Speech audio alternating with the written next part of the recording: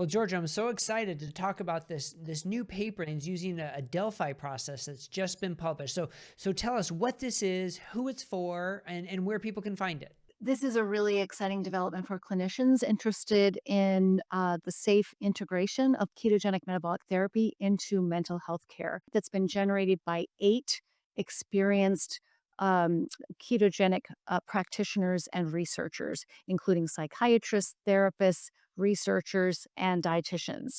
And so what we've done is we've generated, based on our collective clinical and scientific experience, generated very specific, efficient, accessible, open access clinical consensus, including identifying people who are good candidates for ketogenic metabolic therapy, defining what we mean by ketogenic metabolic therapy, and the practice and monitoring standards for using ketogenic metabolic therapy. So who will benefit from this? Like, who is this really directed towards? It's really directed towards any clinician that works with people with mental health conditions. So that includes not just mental health practitioners, both prescribing practitioners and non-prescribing practitioners, but also family practice and general practitioners. Just about every clinician who works in the medical space works with people who have mental health conditions. And so I really do think anybody who's curious about this or wants to incorporate these principles into their clinical care, regardless of their discipline, regardless of their background or the nature of their practice, this offers really just solid, clear consensus that will allow them to safely incorporate ketogenic diets into their practice. Yeah, and it seems like ketogenic therapy, metabolic therapy for mental illness is kind of the perfect place for something like this because research is happening.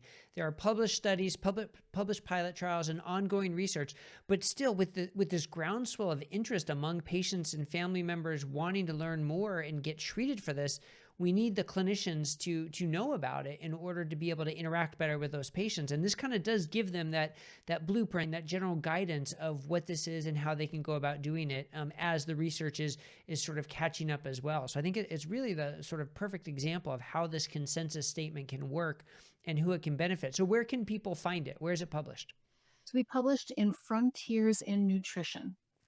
Very good.